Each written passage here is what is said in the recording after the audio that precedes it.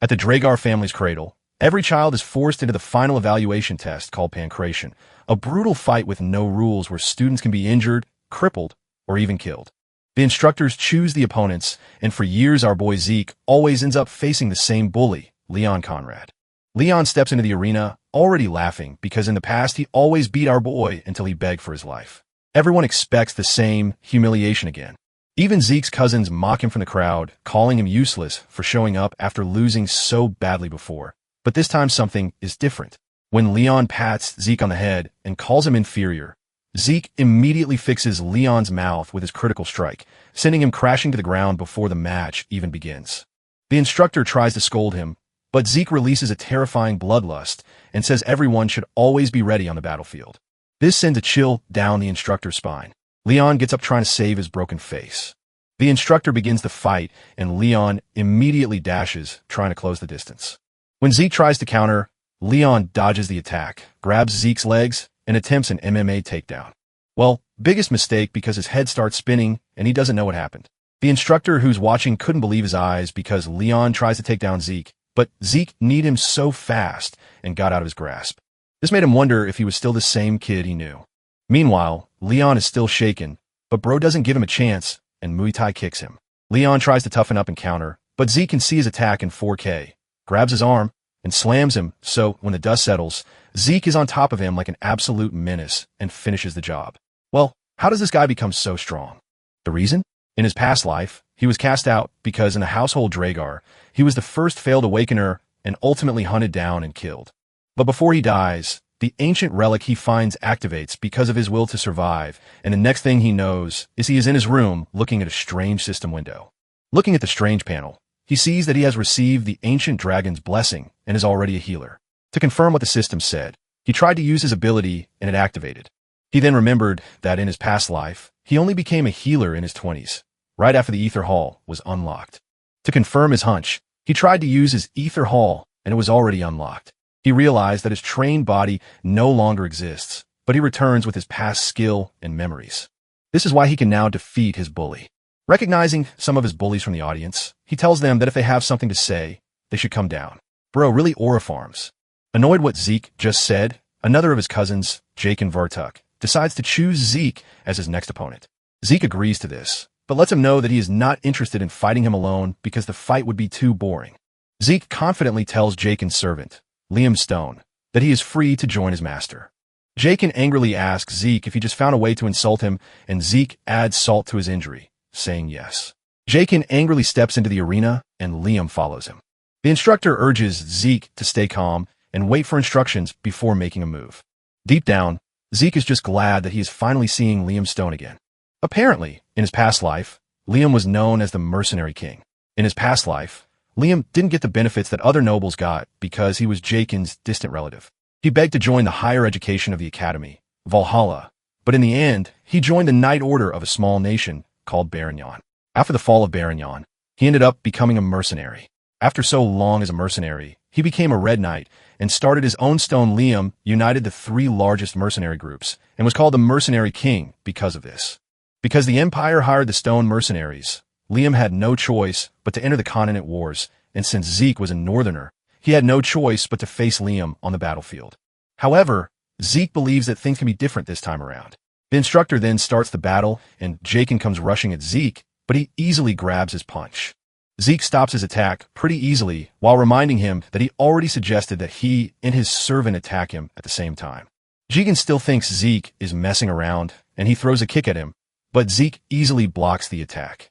It turns out that Zeke blocked the attack with his elbow, causing a load of pain in Jigen's leg. While he is still trying to pull himself together from this, Zeke comes after him. Jigen prepares to block his punch, but it turns out that it is just a feint. Realizing that he is already focused on the punch, Zeke kicks him in the leg, and while he is still trying to balance, Zeke punches him in the chest, causing him to cough up blood. Zeke looks like the devil reincarnate, while telling Jigen that he alone is not enough, which is why he urged him to attack alongside his servant. Jigen crashes to the ground in pain and immediately screams at Liam, telling him to kill Zeke. Liam, who looks older than his age and has an unimaginable reach, finally decides to join the fight. Zeke figures out that he is going to lose his advantage if he allows Liam to make his move first. Because of this, Zeke goes after him and he activates the slash skill. This helps him to unleash a barrage of attacks at Liam, while also interfering with his sight. The students are shocked when they see this, since they have never seen anything like that before. Zeke is also aware that the instructor would be curious, since he's using a northern fist fighting technique in the Midlands that is supposed to be dominated by swordsmanship.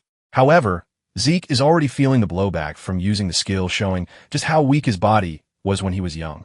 At the same time, he is worried about the giant dude standing in front of him. Liam made no move, even with all the punches that Zeke threw at him. Liam only stood where he was and took everything in like a good old mama's boy. Since Liam is putting up his guard, Zeke figures out that he needs to take him out through this before his body finally reaches its limit. Zeke cooks up a powerful punch and throws it at Liam. But just as the punch is about to land, Liam shocks him by dodging it. Zeke is absolutely stunned by this, because Liam is not supposed to be able to see either with his eyes, which means Liam has some really incredible sense. Before Zeke knows it, Liam has grabbed him, but Zeke refuses to let himself get thrown around like that. He wiggles his way around and activates the heightened sense skill to grab onto Liam's neck like a snake. Zeke maintains a chokehold position in an attempt to starve Liam's brain of oxygen. He is pretty sure that no matter how strong Liam is, he is eventually going to pass out from this. However, Liam shocks him by putting pressure on him, causing him to cough up blood. Zeke cannot believe that he is going up against such a crazy dude. But at the same time, he is excited to see who is going to come out on top. The intense battle of endurance ensues between the two, leaving the students in a state of panic as they patiently wait to see who will surrender first. In the end, Liam passes out from the terrible position that Zeke left him, ultimately making Zeke the winner. Meanwhile, a crazy girl who is watching the fight is excited that Zeke won the battle because she believes that the battle between them would be spectacular. Later on, Decker visits Zeke in his room to check on him, and Zeke assures him that he is fine. Decker then asks Zeke if he can check his pulse, and Zeke immediately figures out that Decker just wants to check if he has awakened his aura. Zeke hesitates a bit before offering him his arm to check the supposed pulse that he wants to. Zeke is shocked when Decker starts his thing, and he is very thorough with it, which shows that he is a blue knight at least. Basically, imbuing someone else with aura is as difficult as it comes, but Decker is doing it pretty easily. Talking about knights, they're not all the same because they're all classified in accordance with their martial prowess and aura manipulation proficiency. The white swordsmen are basically at the novice level, and the yellow swordsman is slated for those who have awakened their aura and opened their dantian. Basically, all the trainees in the cradle become yellow swordsmen after the blessing rite. Those who are able to freely control their aura are immediately given the title of a knight. When talking about the purple knight, they are those who can reinforce their sword with aura, while the blue knight is for those who can manifest an aura. However, there's a realm where knights have basically gone past the human, and this was a realm that Liam and Zeke got to in their past lives. This is a realm that is called the Red Knight, but there is also the Black Knight, even though there are a few of them on the entire continent. Because of how capable a Blue Knight is, Zeke starts to wonder how someone like Decker ended up being his attendant. Nonetheless, Zeke is confident that there is no way Decker can detect his ether, because there are only 2 people in the entire world who can use it. After Decker is done checking with a serious voice, he asks Zeke if he is hiding anything from him. Zeke goes into defense and throws the question back at Decker before walking away, telling Decker that he is only messing around. Decker then asks Zeke why he has suddenly changed a lot, but Zeke tells him that the right question should be why he changed just now. Zeke lets Decker know that things are only about to change even more because things are going in their rightful places, and he would like Decker and the rest to follow him. This hits Decker so hard that he immediately assures Zeke that he fully understands the situation. Decker then tells Zeke that he has prepared the training room that he asked for, and Zeke commends him for always working so hard. Deep down, Zeke is aware of the fact that someone actually put Decker in charge of monitoring him, which is why he is interested in keeping him close so he can get information out of him instead. However, Zeke is left with the big question of who might have ordered Decker to keep an eye on him, but he's pretty sure that the person is not from his mother's side. Zeke assumes that the person is going to be one of his siblings. Later on, Zeke makes his way to the personal training room that Decker arranged for him, and Zeke is ultimately impressed by the high standards of everything. Before training, he decides to check out the system first, and after opening the status window, he realizes that his slash skill has become even stronger than before. Zeke figures out that the skill gets more effective the more he uses it. Since the skill was activated because of his actions, he figures out that he must have had it before. He wonders if a new skill will be added to the array of his skills if he just learned a new one. Suddenly, he realizes that he has not figured out the difference between a skill and a class skill, since they get activated similarly. He continues checking through and notices that his draconian skill needs points to unlock, and to get the karma points that are needed, he needs to kill monsters. He doesn't think this is a problem because there are a bunch of monsters in the dungeons, but at the same time, he needs to be on the level of a purple knight to access the on the other hand. Zeke is more concerned with why he regressed and what the system is because he has so little information. Nonetheless, he is ready to use the system as long as it helps him get stronger. Apparently, no matter which way it goes, there is one definite thing. And this is the fact that there are two known powers in this world, the aura of the knights and the mana of the mages. Knights reinforce their aura in the dungeons while mages handle their mana through circles. These are basically two powers that oppose each other. So, if one awakens one, there is no way to awaken the other. However, Zeke was not fortunate enough to have awakened either. Because of this, he was abandoned by his family, which was why he met his master during his vagabond days. Zeke's master was the one who taught him a lot of things, but the most useful thing she taught him was healing and the use of the ether hall. In the end, he and his master were the only ones who could use ether in the world. 2 hours into the training, Zeke is already panting like a goat, and since he is exhausted already, he has no choice but to activate the healing skill and the vigor recovery skill. Apparently, healing is a rare skill that even Zeke had no idea existed before he met his, but if he used it in front of people, they would treat him like an irregular. This is the main reason he hesitated in using it during his fight with Liam, forcing him to hurry back to his room so he could heal himself. Since he is done healing himself, Zeke returns to training and only stops when it is dinner time. 1 week after this, reports have started flying around about Zeke and the fact that he has become a totally different person. Some don't want to believe that his transformation is real, while some assume that he has dabbled in black magic. On the other hand, there are some who are praying that he gets even stronger so he can humble the strong bullies.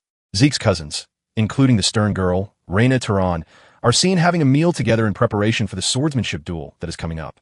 One of them, Owen Simmons, teases Leon about the need for him to eat, and this pisses the guy off. Owen tells Leon that he is only trying to be nice, but Leon's inferiority complex is obviously affecting his judgment. Leon gets mad and gets off his chair as if he wants a fight, but a stare from Reyna puts him in his place.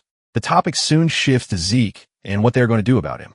Reyna admits that Zeke was impressive during the Pancration, but she is pretty sure that Zeke is going to struggle when it comes to swordsmanship. Owen smiles, saying Zeke is going to be totally useless because he won't be able to properly hold up the sword. Leon buffers this point, saying Zeke is such a weakling because he had to get himself a customized sword since the basic ones were too heavy for him. Leon adds that Zeke only defeated him because of a stroke of luck, but Reyna angrily cuts in, telling Leon that he doesn't have the right to be called a knight in the Draker household if he seriously believes that Zeke won by luck. After saying this, she angrily gets off the chair and walks out of the room to avoid surrounding herself with a bunch of fools. Moving on to the sword duels, the participants make use of real swords, which is why most incidents in the cradle happen during the said duel. This is also where the difference between the cadet skills is openly revealed, and a month after this, the blessing rite will commence. The blessing rite is an event where the Drakers awaken their aura. On the day of the duel, the instructor calls Zeke to come to the stage, and he confidently walks to the stage with his big sword on his shoulder. This immediately sparks grumbling among the students who believe that Zeke is acting pompously, which is why he is wielding a big sword. It turns out that Zeke will be going up against Reyna, and Zeke is happy to have Reyna as his opponent. Reyna is surprised to see Zeke easily lifting the big sword, and this is when it dawns on her that Zeke is not the same boy that she used to know. A load of questions flood her mind on why Zeke might be confident, but soon dawns on her that she's already getting intimidated by Zeke. Reyna tries to burn off the fear that is creeping through her body since she was the one who challenged Zeke in the first place. At the same time, Zeke is also being careful because Reyna was known as the Lightning Knight in her past life. Reyna was one of the knights who was able to make a name for herself during the Continental Wars and was also noted to be one of the greatest of the next generation of Drakers. The reason why she was regarded this way is that she awakened her aura before she went through the blessing rite. Zeke figures out that Reyna's aura should already be active years before the current time, but hasn't used it in the cradle because she claims she wants to improve her basics. Just then, the instructor declares the fight open and Reyna makes the first move. She swings her sword so hard that Zeke is forced to jump backwards to avoid getting skewered. Zeke has no choice but to admit that Reyna is quite talented, but he still doesn't feel threatened. Reyna continues coming hard at Zeke, and the spectators believe that she is toying with Zeke. They urge her to teach Zeke a lesson and stop messing around with him, but Owen is smart enough to know that Reyna is not messing around. Even though Reyna has heightened senses to locate and navigate through tight gaps, She still can't take advantage of this situation because no matter where she moves, Zeke's sword is always there to meet her. Reina starts realizing that Zeke is moving as if he is applauding her efforts. The moment Zeke does this, he opens another gap for her, making everything seem like a training duel, which is meant to teach her. Reina continues running around the arena, trying to get Zeke, and this has started straining with a clear indication of this from how she is sweating. Zeke finally sees how Reina was fighting when she was still in the cradle, and he is not impressed. Even though her sword appears to be honest, Zeke expected more from someone who is always so obsessed with their basics. At the same time, this fundamental is what is actually holding her back, and Zeke decides to help her break out of the tight shell that she has found herself in. Zeke then goes down on an extremely low stance, and Reina figures out that Zeke is trying to close the gap between them in just one leap. Reina is confident that she has what it takes to block Zeke because she is incredibly fast, too. Reina is still riding on her confidence when Zeke suddenly reaches her, sending a wave of fear through her body. It takes an incredible amount of flexibility for her to dodge the strike. She jumps backward and concludes that she can still react to Zeke's strike as long as there is a bit of a gap between. Just then, Zeke does something shocking by using his sword to throw pebbles at her. The pebbles hit her on the face, causing Zeke to close down while she is still struggling with the pain. Reina opens her eyes to see Zeke breathing down on her neck with his sword. Reina realizes that she is done for, forcing her to resort to something extreme. In the blink of an eye, Reina knocks Zeke's sword away, and the students start celebrating that Reina has won. However, the instructor is left in awe because none of the cadets noticed what happened. Just as Zeke's attack closed down on Reina, she was forced to use a bit of aura, which was barely. Reina is the one who promised never to use aura until she got into the academy, but Zeke is able to force her into breaking that promise. Reina is also aware of what she did, and while she is still sulking over it, Zeke dashes over and punches her in the throat, causing her to cough up blood. She falls to her knees while holding her throat, and the students erupt in anger, condemning Zeke's decision to use the fist, even though they are in a swordsmanship duel. The students start saying all sorts of trash things about how Zeke is not worthy of being a knight because he abandoned his sword. Zeke doesn't really care about their outcries because he won in the end, which is what matters. Reina manages to get back on her feet, and Zeke asks her if she is willing to continue the fight. In her head, Reina is thinking about the whole scenario, and she wants to believe that Zeke was only able to strike her because she let her guard down. Suddenly, it dawns on her that she is only making up stupid excuses because if Zeke had a dagger in his hands and hit her with that instead, she would be dead meat. Because of this, Reina has no choice but to accept that she lost the battle. The students are left in shock and disappointment when they hear this because Zeke, who was known as trash just a couple of days ago, has managed to secure victory against one of the most talented children in the cradle. Meanwhile, the report of Zeke defeating Reina has gotten to his siblings, William and Abel. William is freaking out because he doesn't want to believe, but Abel urges him to calm his nerves. He asks when the blessing rite is, and William tells him that they have a month before the rites. Abel is pleased to hear this, and he decides that it is the right time to visit the family. William is shocked to hear this, and Abel reveals that Zeke has gotten his attention already, which is why he's interested in knowing what Zeke is going to awaken with. Zeke, on the other hand, returned to the training room after defeating Reina, while the whole cradle is still in shock. And in no time, a month flew past. It is the day of the blessing rite, and Zeke still ended up training that very day. While sweating heavily, he wonders how he was able to attain the level of a red knight in his past life with such a shitty body. Zeke then opens the status window, and he realizes that he gained a bit of mastery in some of the skills. Some of them have moved from E rank to D rank, and this will only continue to increase the more he trains. Zeke is pleased that he has been able to increase the mastery of the skill he gained during the duel, which is swift. Suddenly, he notices another presence close to him, and he figures out that it is Decker. He immediately asks Decker what he wants, and Decker informs him that they need to leave in 2 hours. Zeke acknowledges this, telling Decker to get everything ready because he's going to join him soon. Shortly afterward, Zeke arrives at the main Dreeker estate in a carriage. This is an estate that is located within the Duchy of Troy, even though the family's main residence is located in the heart of the continent. Nonetheless, the blessing rite is always held at the main estate, where the legend of the Dragon Slayer started. Alongside Zeke are the other students who just graduated from the cradle, and the house is packed. In addition to the presence of the students, there are spectators hanging around the corridors. For the first time, Zeke is finally noticing that the spectators are all famous ladies and gentlemen, and he is pretty sure that his family has sent spies to keep an eye on him. Zeke believes that whoever the spy is, they're going to give up on their mission once they see him fail the awakening. Suddenly, He notices Abel among the spectators, and this riles Zeke up. Zeke and Abel end up staring down at each other, and the animosity is clear. However, Zeke manages to calm himself down because he has no chance against Abel as it is. He knows that in his past life, Abel would never have come to the blessing right, and Zeke is worried that his actions might have changed the future. Since this is the case, Zeke decides to make the most of the opportunity. After all the preparations are out of the way, they declare the blessing right open. One of the students, Aaron, is the first to be called out. He steps up and pushes his hand into the water and punctures his palm with a needle sitting below the water tank. This immediately gives off a crazy reaction, emitting a blue light. Basically, the rite is meant for those in the bloodline to awaken their sealed aura when it is time for them to leave the cradle. This is a fast method, unlike knights who awaken their aura after the age of 20. However, there are rare cases where some would awaken a trait of the Dragon Slayer, known as mana inhibition. The lights will ultimately turn red, which is a sign that they're going to be on the Yellow Knight's level at the very least. However, there are some who have even rivaled the Red and Black Knights by undergoing pure blood awakening. Among the rare cases is Reina, whose awakening turns the lights red, and the instructor immediately orders that they bring him the special apparently. The special gloves are needed for everyone who undergoes the mana inhibition, or else they won't be able to live a regular life. Apparently, the Draker name is conferred to those who are able to prove that they are of pure blood descent. Along with this, they're going to be provided with immense support of the family and loads of benefits. After everyone has gone through the process, it is finally Zeke's turn to participate in the blessing rite, and they're all wondering what his awakening would be like. Zeke proceeds to the front where the statue is standing. The last time Zeke did this, he was extremely left in a state of shame. However, he believes that things are different this time around because he can heal and can even manipulate ether.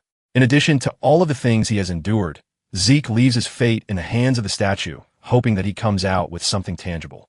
Zeke pushes his hand into the water with excitement on his face, but the statue suddenly stops moving, which has never happened before.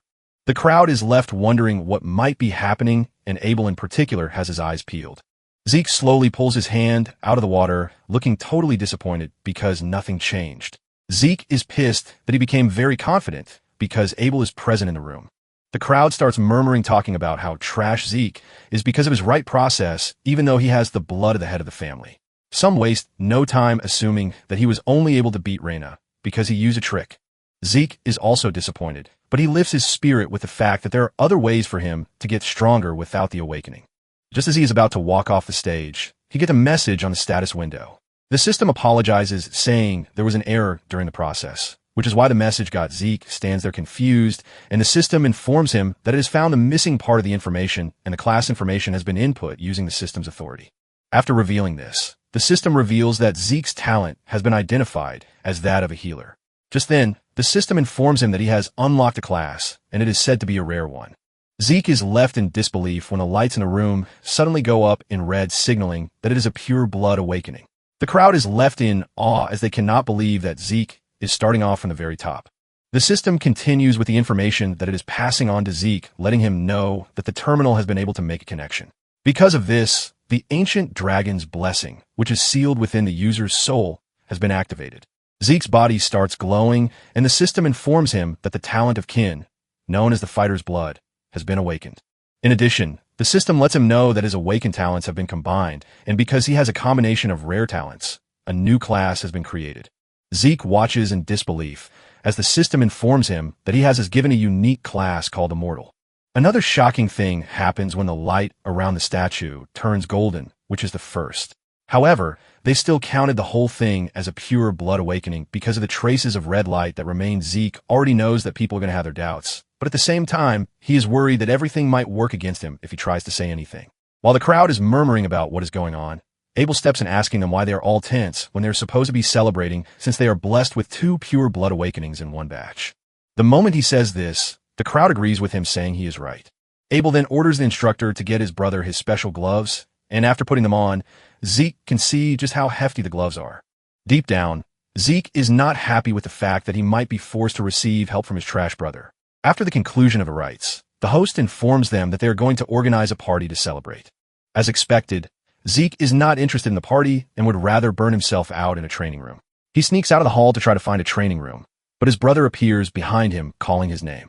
This shocks Zeke, who wasn't expecting Abel to quickly reach out to him. Abel asks him why he is wandering off when he should be celebrating his awakening, and Abel stretches his hand towards Zeke for a handshake. Zeke is conflicted on whether to take the handshake or not, because if he refuses, it will be pretty obvious that he hates his brother's ass. Because of this, he decides to play along. But just as he is about to take his hand, he remembers something annoying, and he takes back his hand. Abel is surprised to see this, and even though it is risky, Zeke just couldn't bring himself to shake Abel's hand. Abel decides not to take offense, and concludes that seeing his brother's face is enough for him. Abel taps Zeke on the shoulder, telling him that he is going to see him again. Deep down, Zeke is raging as he can't wait to truly meet Abel again. While everyone else is celebrating the awakening ceremony, Zeke has made his way to his room. He is confused about why he is doing so well, since all pure blood awakenings usually have the mana inhibition ability. This is an ability that shows that one is in direct opposition to the dragons, the source of mana. Since most of the machines operate on mana, a pure blood has no choice but to use the special gloves provided by the house. Zeke has taken off his glove already, and he is not feeling anything, which is weird because if he were truly a pure blood, something weird would have Zeke then decides to open the status window, and this is when he realizes that things have changed from what they were before. Instead of mana inhibition, Zeke has mana reflection. Zeke then decides to sit down to properly study the whole thing. Apparently, the mana reflection is a skill that creates a distorted field to cancel all nearby mana. This is when it dawns on Zeke that mana reflection is actually counted as a skill, and the reason the lamps were fine was that it is not a passive skill. Zeke remembers that he was a healer before the rite, but he has somehow transitioned into a unique skill, an immortal. Just then, it dawned on him that all the graduates except Reina had regular awakenings with a blue aura. Even though his aura was red from the beginning, just like Reina's, it ended up turning into gold. He remembers the system telling him that the classification terminal lost critical information, and he figures out that the statue is the terminal. Apparently, it was after the system provided the required information that the knight started emitting red light. It finally dawns on Zeke that the red light doesn't determine whether someone awakens or not. It is actually a determinant for the user's class. There is red for a rare class, and there is gold for a unique class. The statue is an ancient relic even before the time of On himself, and since the concept of class doesn't exist these days, the statue was being used to check if the user has awakened or not. They have basically mislabeled the red light shown as a sign of rare class as a pure blood awakening, and they are so dumb that no family head has even realized this once. Zeke then realizes that he has karma points that he can use, which he probably gained during the whole blessing rite. He decides to use it, and he spends 10 points out of the 100 that he has on viewing what his draconian skill is. The system opens the sealed skills, which turned out to be Dragon Eyes, Might of the Dragon, and Devour. However, all these skills are still locked and cannot be used. The Might of the Dragon allows the user to make their enemies surrender by using their aura, and this requires 30 points to unlock. The Dragon Eyes, on the other hand, allows the user to view detailed information of an individual, and this requires 20 points to unlock. As for the Devour skill, it allows the user to eat and digest a lot. This skill costs 50 points to unlock, but the whole explanation leaves Zeke confused. He doesn't know what the Devour skill does by the prescription given, or why it costs 50 points too. Since he is not ready to take a chance, he decides to get something that is straightforward instead. Zeke then spends 50 points to unlock both the Dragon Eyes and the Might of the Dragon. Because the Might of the Dragon appears to be too dangerous to use in an enclosed space, Zeke decides that he's going to try out the Dragon's Eyes instead. He activates the eyes, but doesn't see anything different, leaving him disappointed. However, he realizes that there is a big change when he walks to the window to see what is going on outside. There is a statue far away in the center of the garden, but thanks to the Dragon's Eyes, the statue looks like it is right in front of him. Zeke is still celebrating this when the skill asks him if he is willing to check detailed information. Zeke goes ahead with this, and he is blown away when he realizes that the eye has dissected everything that he needs to know. Suddenly, he feels exhausted, causing him to fall into his chair. It turns out that the draconian skills take too much energy, and Zeke believes that they are going to be useless to him if they are this exhausting to use. Suddenly, the healing and vigor recovery skill activates, shocking Zeke, since he had no intention of using healing. He immediately goes through the system, and he is shocked to see that his class skills have all become passive abilities. For the healing factor ability, his body automatically repairs itself, and the moment Zeke sees this, he realizes just how broken the skill in the past. Healing was considered overpowering, but it can't be spammed and its healing effects are limited. However, the healing factor is completely different because it is infinite. Excited and curious, Zeke decides that he needs to test out the skill. Zeke grabs a knife and cuts himself in the arm. Immediately, this happens. The healing factor kicks into play, and the arm is healed. Zeke doesn't want to believe his eyes because he has just stumbled upon a pile of gold. Zeke confidently declares that he is going to graduate from the academy, and this usually takes 5 years. Soon afterward, Zeke arrives at the Dreaker Academy, which is the dream of anyone who is aspiring to become a knight. The higher students in the academy have been trained to perfection, and they have little to no difference from adults. However, Zeke still sees them as children who are from the great Zeke, is disappointed and disgusted with the fact that the whole family is rotten to the core. Basically, there are 3 great houses supporting the transcendent Dreaker family, and they're called the Great Families because of there is the Turin family, known for their strength. There is also the Zimmons, and they are known for their wisdom. Then there is Vardek, and they are known for their gold. Zeke then makes his way to the high-class dormitory located in the Platinum Mansion. Zeke is happy to be a pure blood because of the advantages that come with it. The high-class dormitory is furnished with a training hall, a library, and various kinds of facilities, which are only open to the highest-ranked students. Even those from the cradle can't just enter it easily. However, the purebloods are given the special privilege of a floor master. They have an entire floor known as the Platinum Floor to themselves, and as it stands, Zeke and Reina are the only purebloods among their mates. Upon entering the building, Zeke is welcomed by an assistant who tells him that he's going to escort him to his assigned. Zeke is surprised to see a bunch of students all lined up to welcome him, and he believes that this is too much. The attendant then tells him that Decker is waiting for him in his room. Upon entering, Zeke asks Decker what he wants, and he reveals that there is something he has to deliver for him. Decker hands him a pair of gloves that have been specially made for him, and it carries the Draken insignia on them. Zeke is happy that he now has new gloves, and he decides that getting a new sword would make a lot of sense too. Since the Duchy of Troy is located close to the mountains, it is abundant with good quality iron, and excellent Decker offers to search for a decent craftsman to help. But Zeke tells him that there is no need for this because he already has one in mind.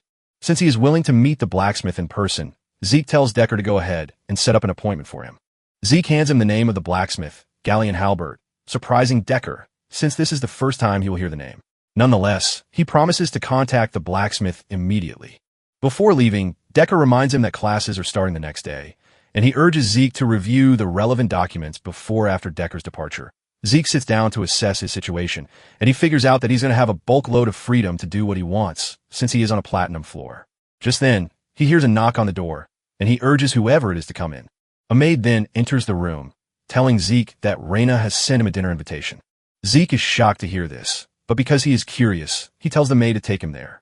Zeke arrives at where Reina is waiting to see her goons standing all around her, and he is a bit disappointed at this. Reina welcomes Zeke, and after sensing his disappointment, her goons walk away so that they can have a private discussion. Reina then suggests that they discuss properly after they're done eating.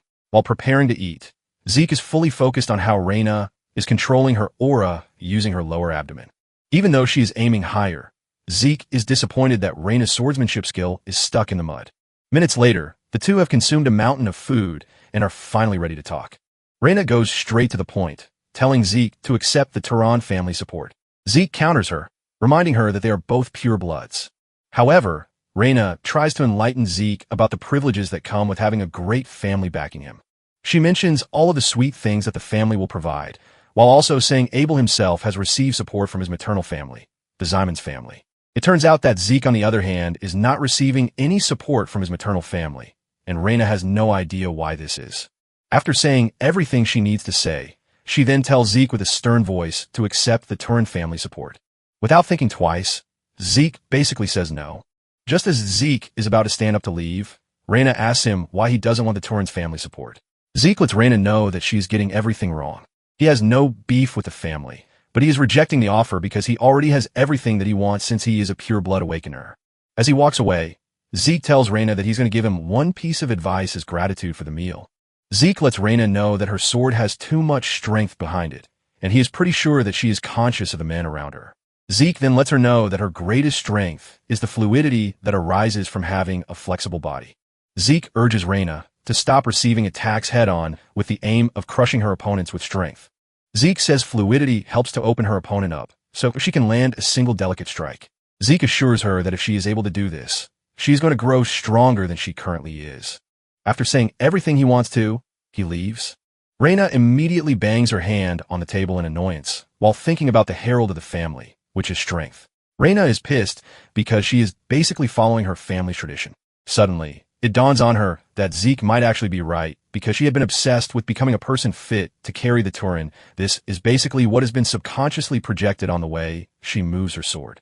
Reina is blown away by the fact that Zeke was able to see through this. She remembers that she was being praised as a genius when she was young, and not one person gave her any real advice.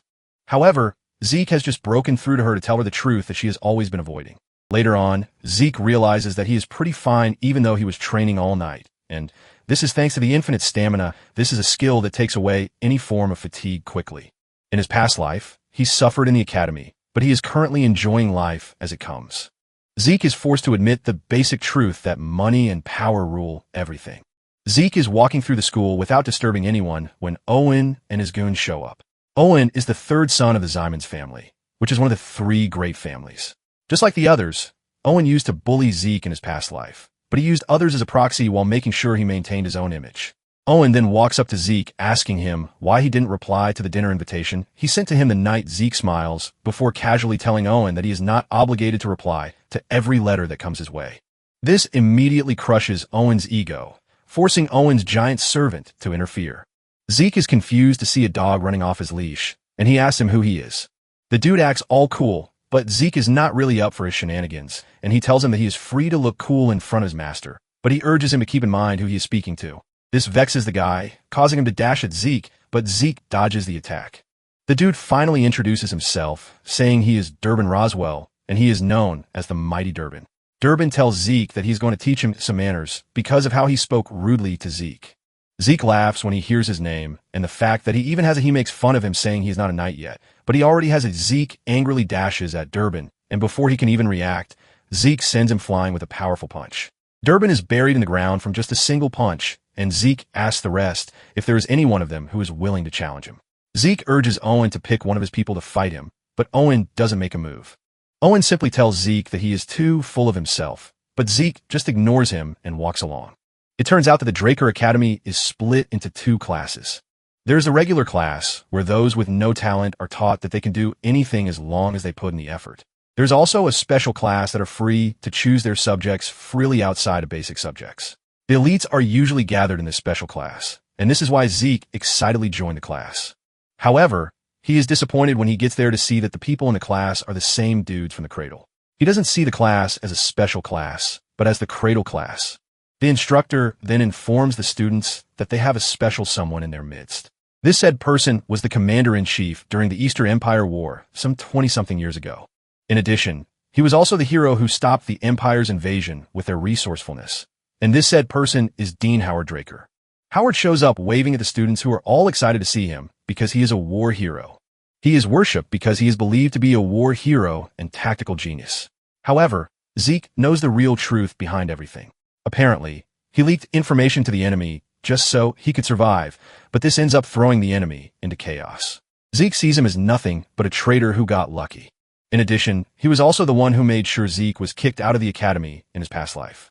Because of this, Zeke lost the only place left for him, and he ended up wandering the Duchy of Troy. In the end, he got snatched up by slave traders and was sold off to the Southern Cartel. Remembering all of these, Zeke promises to punish Howard. After Howard is done addressing them, the instructor tells them to take their swords and head to the arena for the start of basic. They soon arrive at the indoor arena, and Zeke is utterly disappointed that the special class has to learn the basics of dragon slaying. In his past life, Zeke spent 2 years learning what would have taken others 2 months to learn, just because he couldn't use aura. And to make it worse, he was always picked on by his regular bullies. The instructor soon shows up, and he introduces himself as Andre Draker, who will be teaching them dragon slaying basics. The students are all blown away when they see how young Andre is, but Zeke already knows him as the Rose Knight. In his past life, even though Andre was not a pureblood, he was able to graduate early from the academy, and he graduated from Valhalla as he is basically a once-in-a-century genius who was conferred with the Draker name. Andre wastes no time asserting his dominance in the class when he tells them to stop making noise. Once the class is quiet, Andre begins the class, and he orders the students to draw their swords. Just then, he notices Zeke's big sword, and he questions him. Zeke casually tells Andre that the big sword suits him, and Andre tells him to step into the arena. Andre asks Zeke if he is aware of the fact that he is supposed to pick a sword that suits his body. Zeke was already expecting this to happen, which is why he drew out his sword in a peculiar. Zeke decides to make the most of the situation, telling Andre that he can actually beat him with the sword. Zeke believes that it would be much better if he just showed Andre what he can do instead of arguing with him. The moment the system notices that Andre is trying to intimidate Zeke, the system activates the indomitable mental defense to block him out. After thinking over it for a minute, Andre finally falls for Zeke's trap. He tells Zeke that if his blade manages to touch him, he will be exempted from not just the punishment for being rude, but he will also be exempted from the dragon slaying arts class. Andre then urges Zeke not to be scared because he has no plan to use aura against the cadet. Zeke is pleased to hear this because the reward for the duel is pretty sweet. In addition, Zeke is confident that he has what it takes to beat Andre since he knows his weakness. However, Zeke doesn't want to draw attention to himself since Abel will have spies on. Zeke decides that he's just going to make sure he grazes Andre, then lose the match. Zeke then makes the first move and he dashes toward Andre, but he easily blocks his attack. Zeke is not surprised because the least of this is expected of a Blue Knight. At the same time, it dawns on him that defeating Andre might not be as easy as he thought it would. Andre soon has Zeke on his knees, and the students waste no time glazing Andre, talking about how he is on another level. Minutes later, Zeke is still trying, and he hasn't even gotten a breakthrough. Sometime later, Andre is already asking questions in his head. He can't believe that he is already sweating against a cadet. Even though he is suppressing his aura, he doesn't think a cadet should have the stamina to stand up to him. At this point, Andre is starting to believe that pure bloods are on another. Zeke, on the other hand, knows about Andre's poor stamina. And since he is also suppressing his mana, Zeke knows that the fight is not easy for him. The aura is basically imbued in the day-to-day activity of a Drake or Knight, which is why it is always maintained as if breathing. To put it simply, Andre is basically holding his breath while engaging in the battle with Zeke. Because Zeke is not pleased with the fact that Andre is going to lose to him just because he is suppressing his aura, he decides that he has to force him to use his aura. Zeke continues running after Andre, and he soon figures out that he needs something that would unconsciously force Andre to use aura. To do this, Zeke figures out that he needs an extreme situation, and Zeke activates the Swift Step skill. Andre sees this, and he is stunned because he doesn't expect a cadet to know such a skill. Zeke continues moving like a speedster, forcing Andre to act even faster. After exchanging sword strikes for a couple of minutes, Zeke gets the opportunity to appear right behind Andre, and he activates the critical strike skill. Realizing that he's about to be cut, Andre unconsciously activates Chapter 1 of Dragon Slaying Arts. Andre uses the first verse of the chapter, Sky Slice, to send Zeke flying backwards, thus repelling his attack in the process. Zeke's blade gets cut from the clash, and even his body feels the impact of the strike from Andre.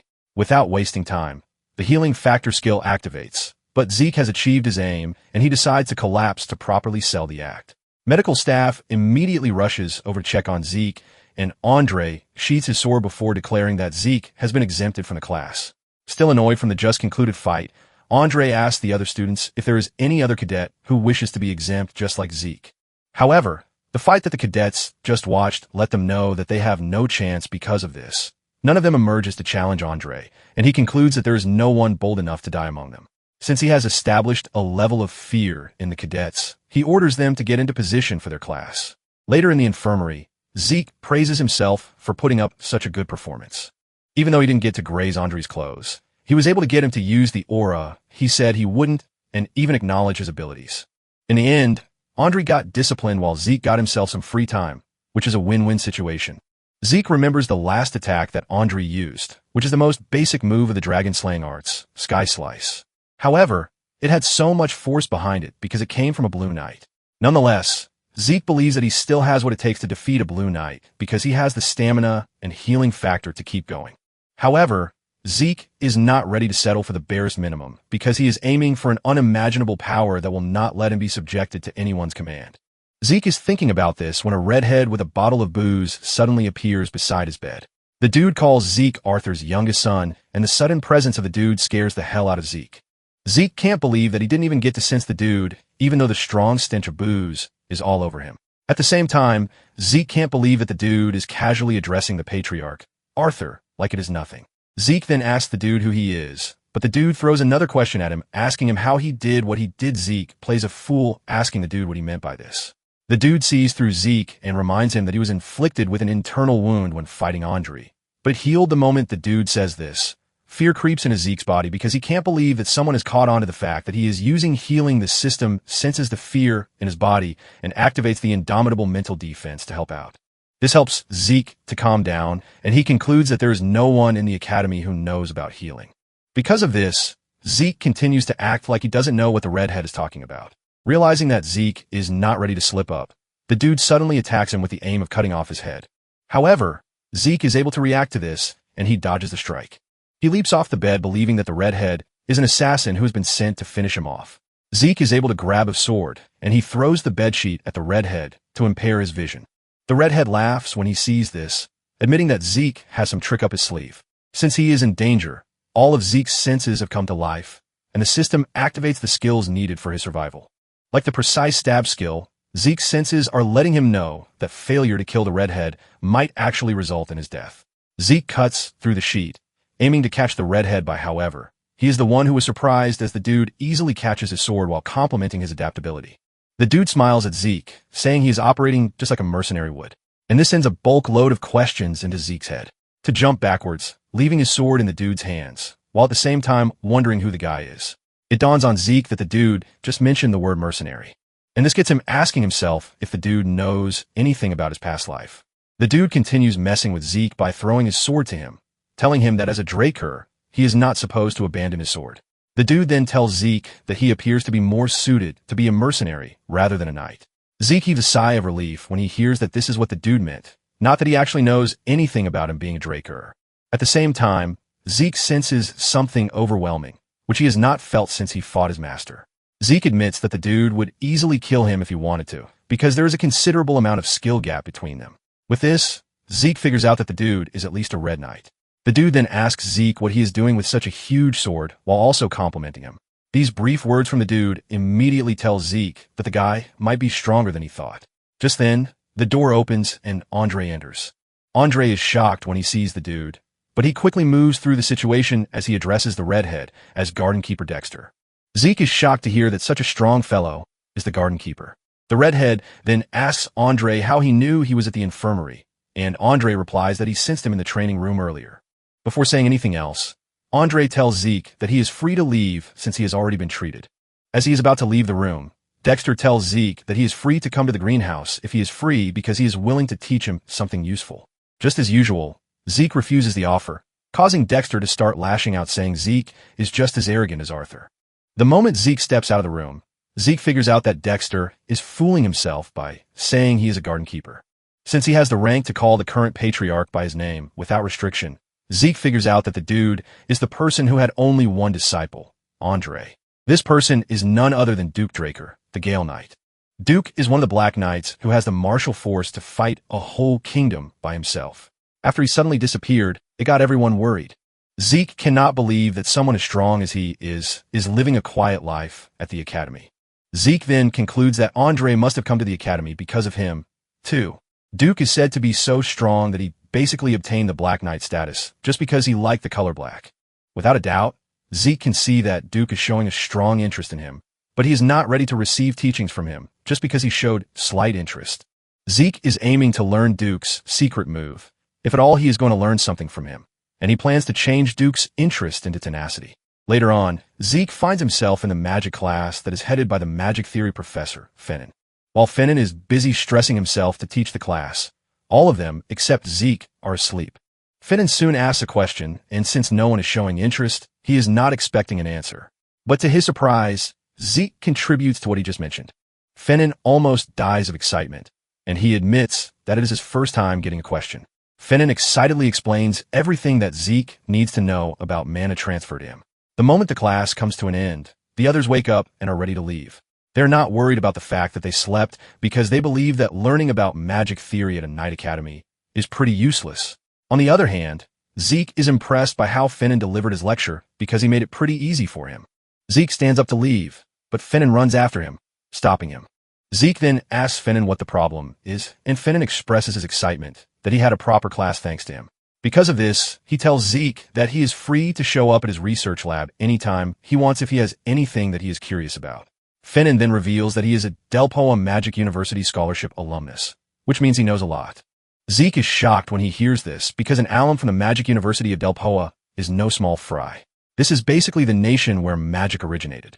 Zeke happily accepts the offer, since it is going to be beneficial for him to get close to a mage. Since mages are critical thinkers, Zeke believes that they are better to have around rather than stuffy knights. Zeke is walking through the hall when he suddenly spots Duke lying on one of the public benches. He is shocked to see this, but this just tells him that Duke is less patient than he thought. Zeke has only avoided him for a week, and he has already shown up to see him. Zeke then asked Duke why he is there, and Duke asked him why he didn't come to the. He reminds Zeke that he promised to teach him some useful things. Zeke acts cold again, saying he is not interested. This gets Duke even crazier as he asks Zeke why he is not interested.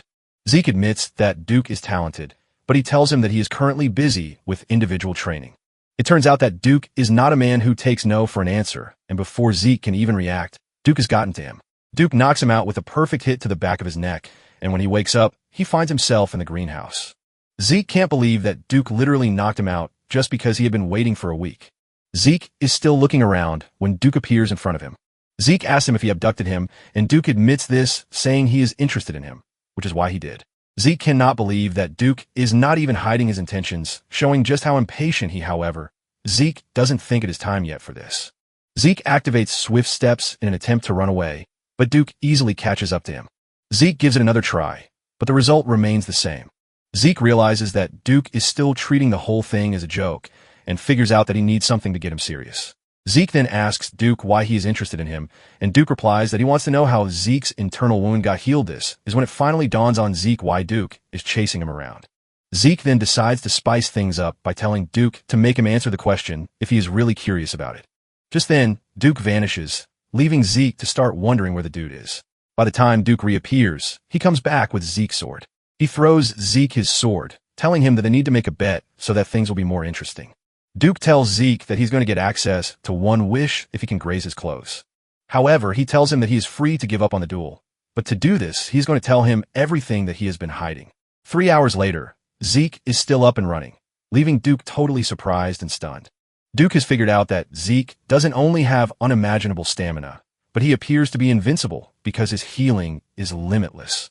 On the other hand, Zeke knows that he can keep this up as long as he can. But at the same time, he won't be able to beat the bet. He then remembers the draconian skill, the might of that he hasn't used it before because he believes that it is going to be dangerous, but since he is going up against a Black Knight, he doesn't think it is going to be a problem. Zeke then switches things up, and when Duke sees how crazy he is staring down at him, he gets even more excited. Zeke dashes toward Duke with swift steps, but Duke blocks the attack. Nonetheless, Zeke continues attacking using the same pattern. Duke admits that he is fast, but believes that he is still nothing compared to Reina. However, Duke is impressed with his tenacity. Finally, Zeke decides that it is time he uses the might of the dragon skill. The moment he does this, Duke feels an overwhelming force around him that causes him to hesitate for a slight second.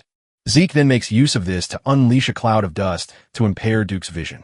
Duke is not worried because he believes that it would also be hard for Zeke to find him in such a situation. Suddenly, Zeke appears behind Duke, and he activates the dragon's eyes to accurately see where he is going to. Zeke swings his sword with everything he has, but to his surprise, Duke suddenly vanishes. This is when it dawns on him that Duke just used his secret move, which is why he is known as the Gale Knight. Before Zeke knows it, Duke reappears very close to him, giving him no chance to react at all. By the time Zeke sees him, it is already too late. Zeke watches as Duke lands a devastating blow to his chest to knock him out, while telling him that he's going to consider the duel a draw. Zeke is sent flying into the distance, and when he finally gets stopped by a wall, the system tells him that his fatigue has surpassed the acceptable limit thanks to the excessive use of the draconian skill. The system lets him know that his consciousness would forcefully shut down to make sure that he is safe. Zeke tries to fight it, but ends up passing out nonetheless. When he finally wakes up, he finds himself in his room. He is shocked that he is back in his room, and he starts wondering if Duke was the one who brought him there. He sighs in disappointment because he almost won, but he expected nothing less since he is going up against a Black Knight. Zeke realized that he had done everything that he could possibly do, but it was still useless against Duke. Zeke wanted Duke to let down his guard by repeating the same attack over and over again so he could make a gap using the might of the dragon. Zeke even used the dragon's eyes to try to strike him, but this wasn't enough. Zeke figures out that the move Duke toward the end of the fight is definitely his secret move. Even though he got knocked out because he used draconian skills excessively, Zeke is thankful that he got to see Duke's secret move. Zeke figures out that Andrew was able to rise to the position of a Red Knight thanks to this skill, even though he has really weak stamina. Even though Zeke didn't get to learn Duke's secret move, he is pleased that the whole battle was worth it. Zeke was able to see the might of the dragon power firsthand, and he figured out that knights below the black level would have surrendered immediately. Just then, the system informs him that he has an unopened message. The system displays the message telling him that the Swift Step skill has been upgraded from D rank to C rank. In addition, his soul is said to have developed due to the demonstration of his strong will. Thanks to the development of his soul, his system functions have also been activated. The system then tells him that it is possible for him to activate the next function using karma points. A bunch of functions immediately appear on the screen. There is a mini-map, and this is a function where the geographical terrain features can be seen in the form of a map. There's also the inventory function, which allows him to save items. Both of these functions require 20 points to unlock. However, there's a third function called the elementary level quest book. This includes tutorials and missions for the effective development of low-ranking administrators. Since Zeke has just 40 karma points to spend, he decides to check out the inventory first. Zeke unlocks the inventory function, and the system informs him that he can save selected items in the inventory. When retrieving stored items in the inventory, he can think of the name or shape of the item to get it out. In addition, the amount of space that the item takes up in the inventory depends on the item's weight and size. However, he has the option of increasing his inventory size by using karma points. Zeke immediately decides to try out the inventory skill, and he grabs his sword with the intention of storing it. He thinks of saving the sword, and it immediately vanishes into the storage. Zeke checks out the status window and realizes that the sword took up 2 of the 28 boxes present in the inventory.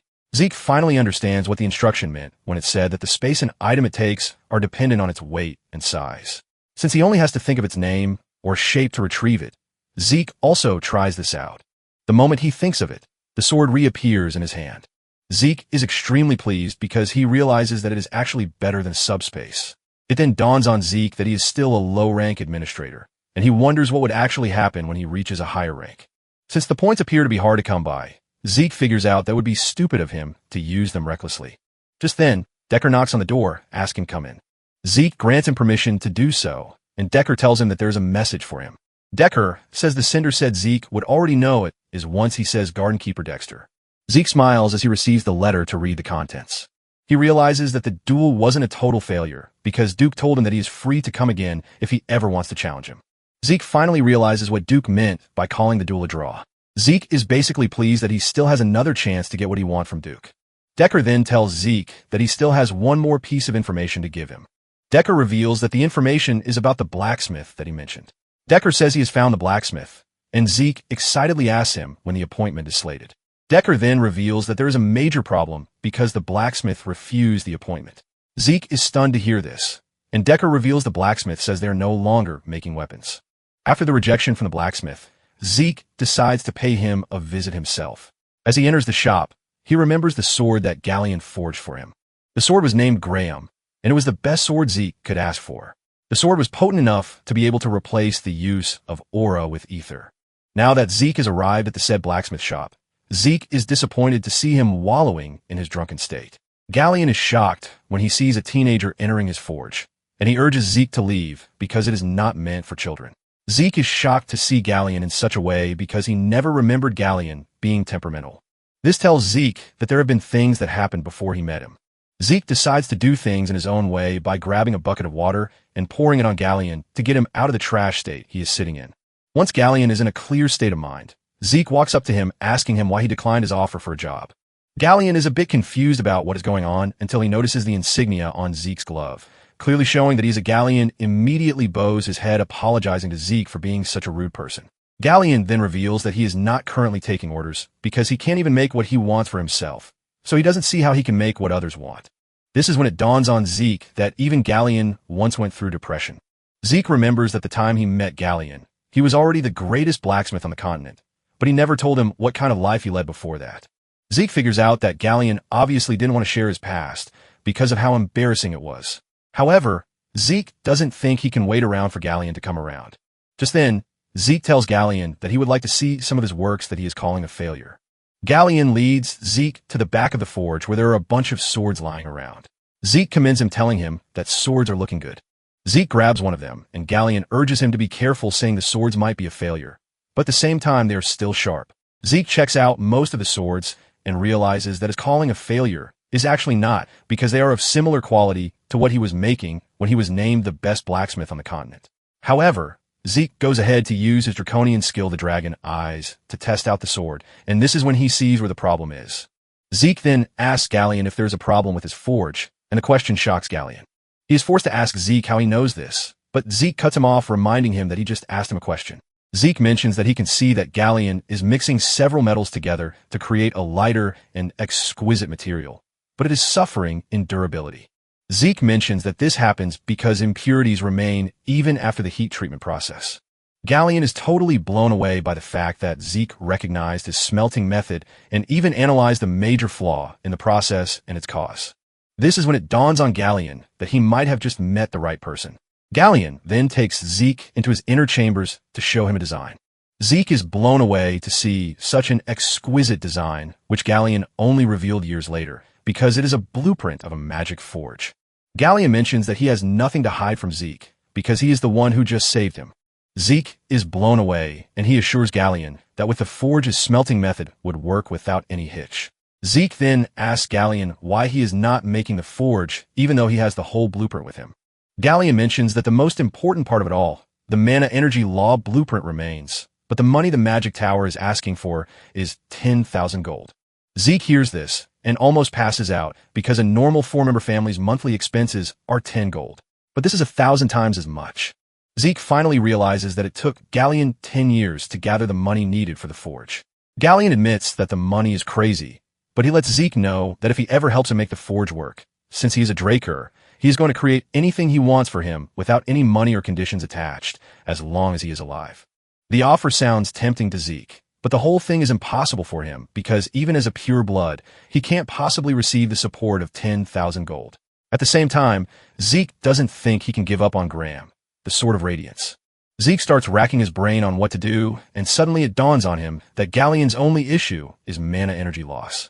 Zeke immediately accepts the request to help Galleon, and he takes the blueprint with him. Zeke tells Galleon that he has a mage that he can ask a favor from, and when he gets an answer, he is going to tell him. Zeke is about to turn back to tell him to stop drinking, only to see Galleon on the ground bawling and thanking him for saving him. Upon arriving at the academy, Zeke started making his way to Fallon's office. On his way, he wonders why the Mage Tower is demanding such a high commission fee from Galleon, since the structure itself appears to be simple. Zeke is still thinking about this when he suddenly notices something weird in the alley close to him. Inside the alley, Leon is bullying someone, and this immediately reminds Zeke of how Leon trashed him around. Zeke wants to ignore Leon until he hears Leon talk trash about him while he is busy bullying someone else. Leon believes that Zeke managed to beat him by luck and nothing else. Leon is having a blast until Zeke shows up on the scene, and with a stern voice, he tells Leon and his goons that he is giving them 3 seconds to bury their heads. Leon is shocked to hear this coming from Zeke, and he laughs at him, telling him that his arrogance has known no bounds since he got his pure blood awakening. Leon continues trash talking, but Zeke cuts him off and repeats his order, but this time with more pressure. The aura oozing out of Zeke's body almost cripples Leon and his team. Leon cannot fathom how it is that he is scared in Zeke's presence when some months ago he was basically crawling at his feet. Leon manages to break free from his fear, and he orders his guys to attack Zeke. They all rush at Zeke, but Zeke remains calm as he knocks them down one after the other. With his sleek moves, Zeke delivers devastating blows to knock them down as if they were amateurs on the street. In no time, Zeke has taken down the entire squad, leaving only Leon to witness the rampage. Fear creeps through Leon's body as he cannot believe that Zeke is the same person he knew before. After wiping the floor with his team, Zeke walks towards Leon, telling him that he doesn't need to be scared since he already knows what is coming next. Out of fear, Leon draws his sword, but this ends up being a big mistake on his path. The moment Zeke sees him drawing his sword, he reminds him of what he just did, since they are not allowed to recklessly draw their swords in the training area. Zeke then replies appropriately, saying Leon is the first to draw his sword, and to face the murderous intent coming from he also has no choice but to unsheath his sword. Zeke slowly pulls out his sword, saying he is only retaliating to protect his honor. Zeke makes it known that the battle will only end once one of them is dead, since the responsibility for this lies with both of them.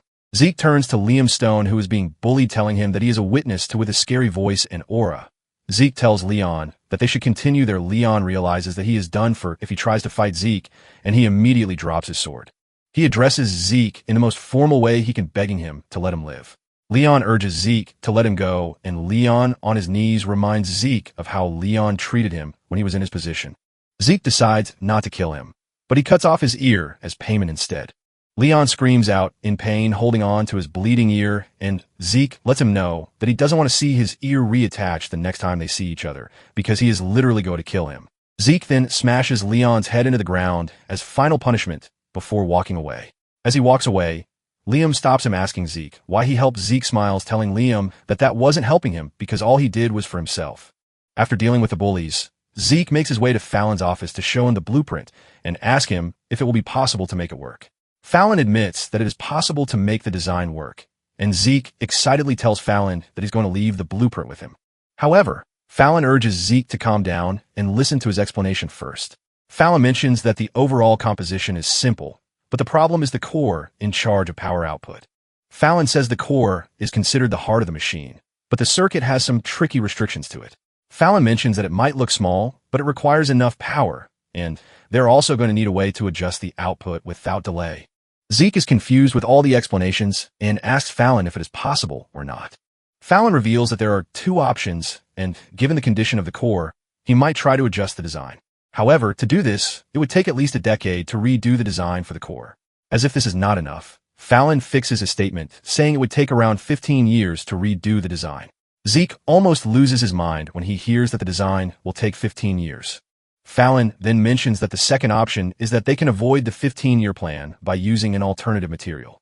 However, there's a slight problem with this because the material needed is a high-compression monostone. Zeke screams out in shock when he hears this because a high-compression monostone is an ancient artifact that can't be made with modern technology. Fallon agrees to this, saying ancient relics are rare as it is. In addition, trying to find the artifacts in the ruins is even harder, and if they want to buy the monostone, they will be looking at around 3,000 gold. Sweat starts running down Zeke's face because he knows that this is he can't afford the money to get the stone, and waiting 15 years is a long time because he might just get kicked out of the academy if they find out that he can't use aura. Even with all of the problems that he is facing, Zeke is not ready to give up on Graham. Zeke is frustrated with the fact that he still can't use aura, just like his past life. However, ether is considered to be a difficult power to control by humans, which is why they use aura, because it is easier to use. Apparently, the only aura skill that Zeke can use is called the Spirit of the Soul, which his master taught him, and this helps him reinforce his body with aura. This is basically why he needs Graham, the Sword of Radiance. The big problem now remains how he is supposed to get his hands on a compression mana stone. While Zeke is still racking his brain on what to do, Fallon commends the creator of the design, saying it is impressive because it would have been difficult even among the Golden Age relics. The moment Fallon mentions the Golden Age relic, it finally dawns on him that there is a solution to his problem, and he didn't even think of it at first. Zeke immediately stands up, and he tells Fallon to take off the blueprint until he comes back. Fallon is confused when he hears this, as he asks Zeke if he is really expecting him to use 15 years to complete the design. Zeke smiles, telling Fallon that he's going to bring back a high compression mana stone that he can use. When talking about the Golden Age, it is the liberation war that was fought to escape the rule of dragons, and this ended with the defeat of the evil dragon, Bahamut, by none other than Terracon Draker.